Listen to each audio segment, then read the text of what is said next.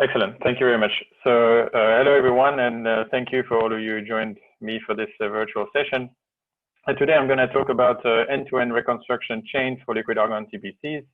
And before I dive into the subject, I just want to say that what I'm going to be presenting today is the work of a large machine learning dedicated group at SLAC, which consists of 3 scientists, 3 postdocs, and 3 grad students, which are completely dedicated to working on reconstruction chain for liquid argon TPCs, which could be applied, of course, to many different detectors, including some of which are in operation, like microBoon and protodune, and some of which will come into operation in the future, such as Icarus and the Dune detector, which Jeremy just talked about. So I'm not going to talk about any details about how we actually produce these images in our liquid argon TPCs, because Jeremy just presented it very well. And also, if you want more detail about microBoon detector specifically, I recommend that you attend Ranita's talk or that you listen to the recording.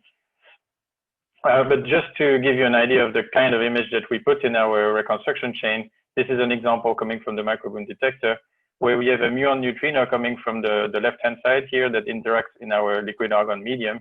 And you've got a bunch of different tracks coming out of the interaction. And you also have a shower coming out of the interaction here. And also, it's important to note that because this detector is operating at the surface, you've got some muon tracks overlaid over this neutrino interaction. So right off the bat, what you can notice is that this detector produces very high resolution images. So the energy deposition, when there is one, is very dense, very locally dense. And also we get very accurate energy reconstruction from the colorimetric information from the detector. So you can see the energy deposition here is the color scale.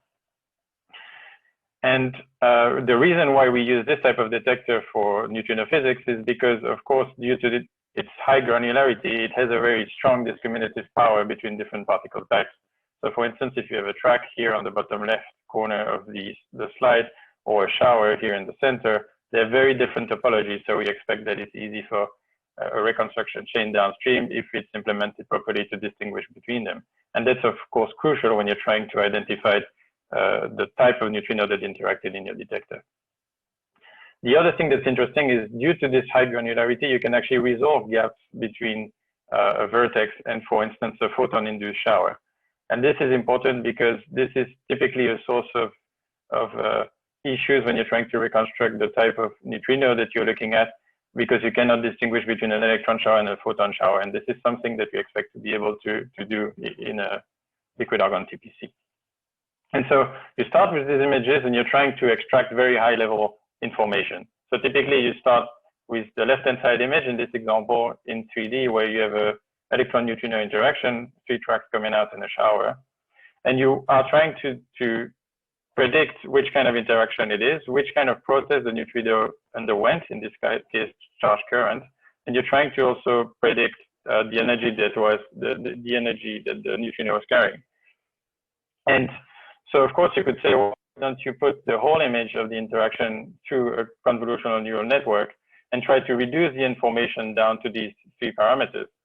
Of course, we expect that doing this in a single pass is going to be very hard, because the topologies of neutrino interactions in liquid argon TPCs are very complex, and also they are very varied. So the phase space to cover is huge. So we expect that this would be too hard. And the other problem would be that if the network for some reason makes a mistake and predicts that this interaction that you're seeing on this example is a muon neutrino, then there is no way to reverse engineer where the network failed, because this is essentially, it would essentially be a. And so we believe there's a better way to construct a reconstruction algorithm, going from the input on the left to the high level physics quantity on the right. And it is to enforce the extraction of hierarchical physics features. So essentially, you start with your image and you progressively build features and extract features out of the image in a hierarchical manner. So first, what we would think that is useful to extract from the image is the type of particle you're looking at. So we want a network that would be able to tell us, for each voxel, does this voxel belong to a track or does it belong to a shower? So this is what is drawn at the bottom here. If a voxel belongs to a track, it's colored in the orange color. And if it belongs to the shower, it's colored in the cyan color. We also would want the network to be able to pinpoint which points in this image are actually interesting for the reconstruction. So typically we would want the network to predict where the endpoints of tracks are, and also where the start points of showers are. So this is represented by circles on the image. The second step would be to do particle clustering. So now we know that we have a certain amount of voxels that belong to the track class, but we don't know how many tracks we have. So we want a network that would be able to predict how many instances of tracks we have, and also to do instance segmentation on the image, so to tell us exactly where these tracks are. And we also want a network that's able to put the showers together. So as you know, showers can have very detached objects. As in this example, you get a small fragment of a shower in the top right corner of the image here. And we want a network that's able to say, well, actually this fragment of a shower originated from this primary shower at the vertex. And then, of course, at this point, now that you've got particle instances and you know the energy deposition from the calorimetric information of your detector, then you're able to do particle ID. Because if you look at for instance, the energy deposited per unit length, you can distinguish between heavily ionizing particles such as protons and minimum ionizing particles such as pions. And now that you've reconstructed the energy of individual particles and done PID, of course, you can extract high-level information about the interaction. So you first need to put these different objects together into an interaction, which in this image is obvious because there's only a single interaction, but it doesn't have to be, and I'll get back to this later in the talk. So it's important to point out at this point that this chain can be implemented for both 2D images, such as I showed earlier, and 3D images like I'm showing on this slide. And also that, of course, because this whole chain is a machine learning algorithm and a neural network, you can chain it together and you can optimize it together. Okay, so now the question that remains is what kind of network and what kind of architecture are we using to extract these features from the data? And the first architecture that we use is one that you're probably all very familiar with, and it's UNet. So UNet is a very well-known architecture to do semantic segmentation in images. And the idea behind UNet is that you have a convolutional neural network with an encoding path and a decoding path. And in the encoding path, you progressively reduce the spatial size of your image so that your network may extract information at different spatial scale of your image. And then you go through the decoding path and you get back to the original image size and do segmentation on the point. So you predict a class per point. It's important to notice, of course, that the UNet has these skip lines in it, which are important to retain the spatial information to the network so that the network can focus on extracting semantic information instead of trying to encode the spatial information of the input. There are a couple of particularities to the UNet that we are using, is that we are using ResNet blocks instead of standard convolutions. And also importantly, that we are using sparse convolutions. So the idea here is that we only do convolution computations on active sites. So we don't waste any computation time on all the empty voxels that we have in our detector. Because as you may have noticed, we have very sparse data. So most of the pixels actually don't contain any information, and it would be a huge waste of computational time and memory to try to do convolution on these sites. Okay, so at this point, I'd like to remind you what kind of data we are looking at, and also point out that there are actually two types of data that we can get. There is the 2D data that I showed an example of earlier, and typically it comes in 3 different 2D projections which Jeremy presented in the previous talk. And the other type of data that we are currently, which is currently typing phase and will be used in a future near detector for Dune, is another type of readout where we use pixels instead of wires, and in which case we reconstruct natively 3D points in the detector. And so if you are using the left-hand side image to do reconstruction, of course, it's useful to try to combine these different projections to extract more information and also to resolve some of the overlap issues. Because as you may imagine, some particles that look like they are overlapping and crossing each other in 2D may not be crossing each other at all in 3D. And so it would make clustering, for instance, much easier in 3D than in 2D. So what we want to do is to try to combine these 3 different projections and reconstruct a 3D image from it. And of course, as you know, this is a tricky task because there are usually a lot of ambiguities when you try to go from 2D to 3D, especially when you've got a limited amount of projections, such as we have in our LRTPCs. So typically we have 3. And so the kind of image that you get, and this is an example of an Icarus simulation where we have tried to reconstruct 3D points from 2D projection, is that you get a lot of artifacts of the reconstruction. So there are a lot of points in this image that actually don't correspond to any energy deposition in the detector. And so you need to have some sort of algorithm that's able to sort through these points and say which points actually are points that correspond to energy deposition and points that are just what we call ghost points or artifacts of the reconstruction. And so, of course, this is a task that a UNet could do. So we can try to put this image through a UResNet and try to predict which points belong to the ghost semantic class. And so we did that. And on the right-hand side, you can see an image where we've masked out all the points that were classified as ghosts by the neural network. And what you can see on this image, of course, is that now we've three very clear shower objects and 3 different tracks. And the image has been generally cleaned up. And if you actually look at the original energy deposition in the simulation, you can see that these 2 images are actually very close to each other. So the network is doing a very good job at removing the points that are artifacts of the reconstruction. Now that you've done this, of course, you can extend the type of prediction that the network does and go one step further and try to classify the different voxels that remain after the deghosting into different particle class. And typically, we are trying to predict 5 different types of classes. Shower class, which is represented in the light blue on the right-hand side. Dark red here, it corresponds to heavily ionizing particle. Blue to minimum ionizing particle, the yellow here to Michel electrons, so these are muon decays, and the green here to delta rays emitting ionizing particle. And so here, this is a prediction actually of the network, given this input of energy deposition in the network. And if you look systematically at the performance of this network, you can see that it performs very well for the 5 different semantic classes that we've defined. It's above 95% for each of them.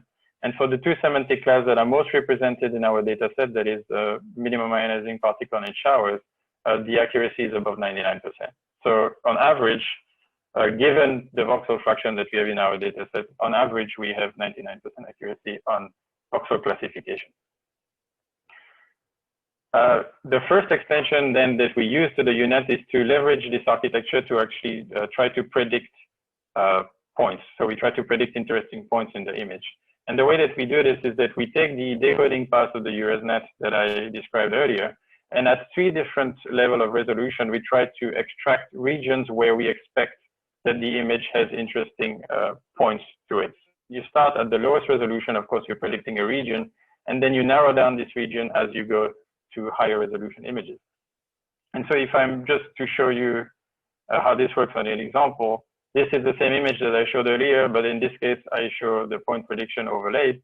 And on the left-hand side, you can see that the network is predicting regions of the image where we expect to have interesting points. So this is the lowest resolution. This is the first layer of the PPN mask, the point proposal network. And on the right-hand side, you're starting to narrow down where the point actually belongs. So what you can see is even on the resolution image, we already have pinpointed where the interesting regions are in the image. And we just simply narrow these regions down as we progress through the prediction. And at the final stage, what you get is actually points that are very close to the label points. So we get points at the end of tracks, which is what we're trying to achieve, and we start of showers. And actually, the point proposal efficiency, which is defined as the proportion of true points that have a predicted point within 10 voxels from them, is 97%. So most of the time, the network predicts a point that's close to the labeled points. And if you actually look at the distribution of distances of predicted points from true points, and this distance is given here in pixels, so this is just in the image, you can see that the distance is, on average, actually smaller than a pixel. So typically, the network, most of the time, predicts a point within a pixel where the true points that we are trying to predict lie. The final extension that we make to this UNet architecture is to try to do one last task, which is the fragment clustering task. And the fragment clustering task is essentially trying to separate the different tracks that we have in the image into separate instances And it's also trying to fragment the showers into different shower fragments, so dense fragments. So if you have a shower, of course, it can have disjoint objects. And at this stage of the reconstruction, we are trying to put each of these objects into a separate instance. And so what this new implementation of EuresNet does is that it tries to predict an embedding for the points. And what this means is that you take the spatial information from the image as an input, and you try to map it out to another space in which instances are far away from each other in that embedding space. And this is what you can see here. Even if tracks are close to each other in the original space, in the embedding space, essentially if you have objects, separate objects, so which are represented by separate colors here, they will be clumped together in this embedding space.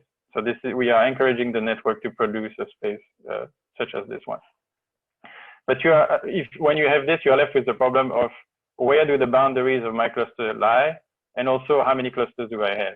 And so this is why we added a second decoding head to the EuresNet to try to predict another two quantities, CDNS, which essentially gives you the likelihood that the voxel is a cluster centroid in embedding space, and margin, which gives you a prediction on the size of the cluster in embedding space. So if you have these two pieces of information, of course, you can reconstruct a different particle instance, because you start with the points of higher CDNS, and then you build a margin around these points of higher CDNS and cluster these points together. So it's essentially a Gaussian kernel kind of method. Just to give you an example, on the next slide, on the left-hand side, this is what we are trying to predict. So these are the fragment instance labels. So you can see there's different colors for different track instances, and there's also different colors for different shower fragments. And on the right-hand side, these are the predictions given. You can see that the network is doing. In this instance, the network actually does a perfect job. You don't have time. We don't have time to go through every single fragment. On the left-hand side here on this image, I'm giving you the distributions. Well, it's the violin plot of some clustering metrics, which some of you might be familiar with, but I think that the details are not important. But typically, if these clustering metrics are close to 1, this means that the segmentation, the partition of the points in the original image is very close to the true partition of the point. And you can see these distributions are very close to 1. Actually, the mean adjusted rand index, which is quite a stringent clustering metric, is 95.2%. So it's doing a good job. And so now you're left with the task of trying to put these different shower fragments together into shower instances. So if you have an original primary shower energy deposition that then creates several fragments, we want to put these other fragments together with the primary. So we start, and of course, to do this task, it's typically a good idea to use a graphical neural network, because we know that graphical neural networks are very good at connecting objects together that are not necessarily close together spatially, but are correlated in some way. And so the idea is to take the fragments that we get from the previous reconstruction chain and encode these fragments into a set of features. And if we encode these fragments into a set of features, we can put them into a graph. So each fragment will be a node in a graph. And we connect these nodes together by building edges on those nodes. And then we do what is called message passing, which Jeremy talked about earlier. And the idea is that at each layer of message passing, we update the node features by taking in the features from the nodes that are connected to it, and also taking in the edge features that are connected to this node. And then we update the edge features as well by taking in the features coming from the nodes that this edge connects together. And if we repeat this process of node updating and edge updating several times, then we can build a feature space that we can use to try to predict whether we can use to try to predict an edge core. And we can then use this edge core to try to predict whether two nodes belong to the same group or not. So typically we get an output like this in the output graph. And if we have two nodes that belong to the same group, they have a connection between them. They don't want them to have any connections between them. And then we can backpropagate this graph to the original image.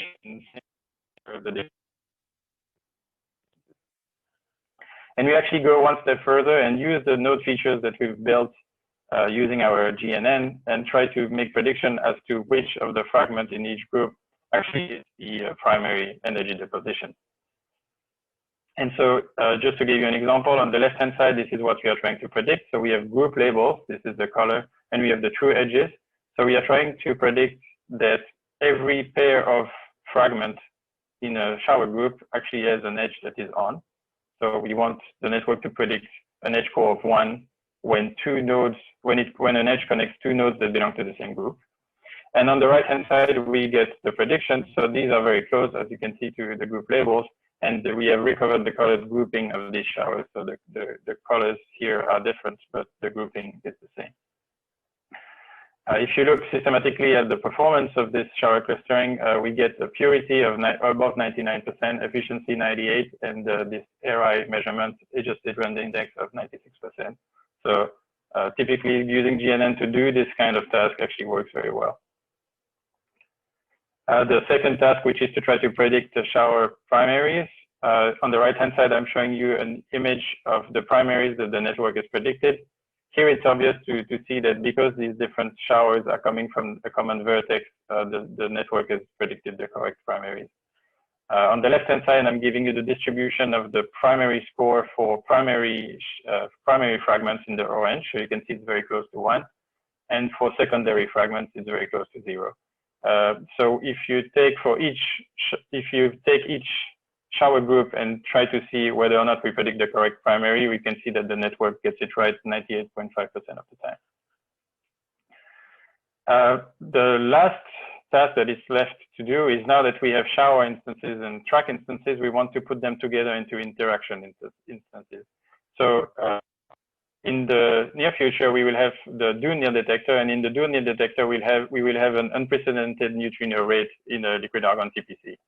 We will have actually up to 20 neutrino interactions per spill in a 100 cubic meter volume.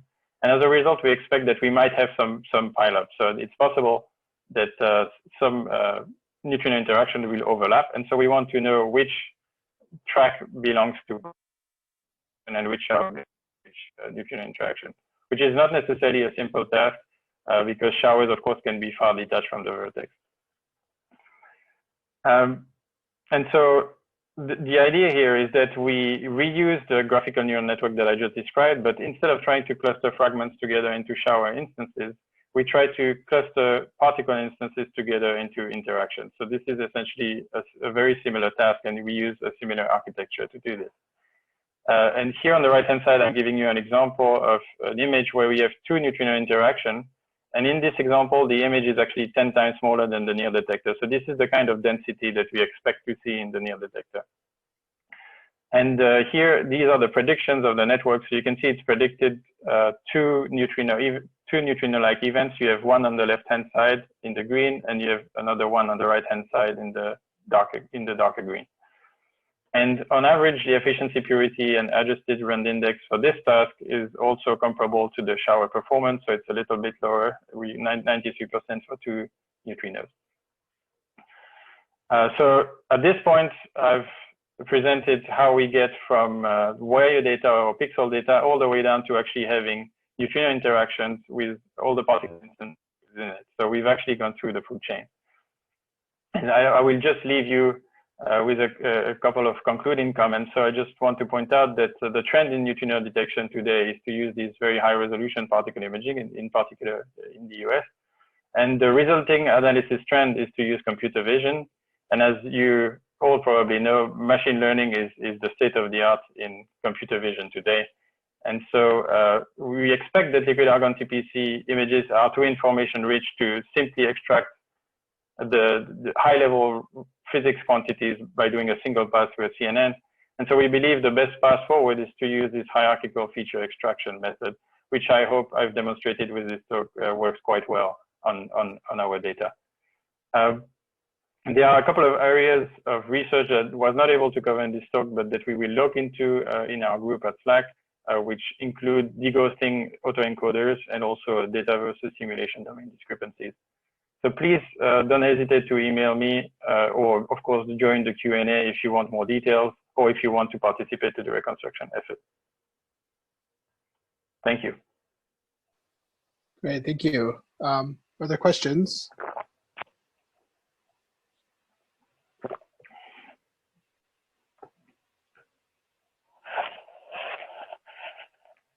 I don't see any. I had one that you didn't talk about maybe because it's not important, is this end up becoming a data processing sort of computational limit through all of this? I mean, the results are very nice.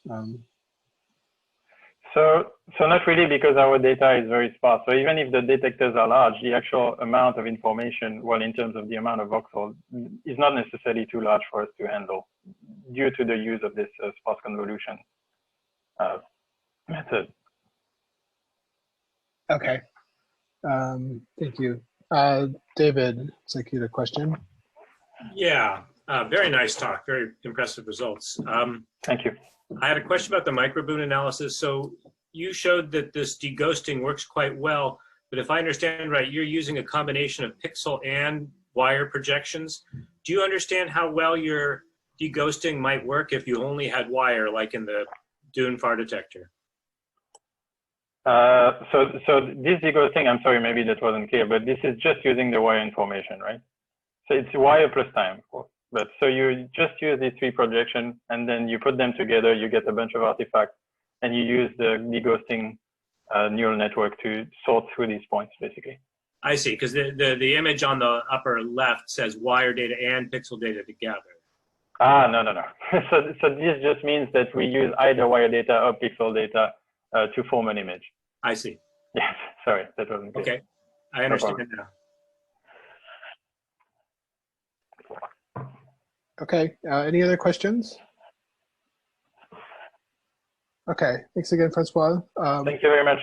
We'll come back to you in half an hour.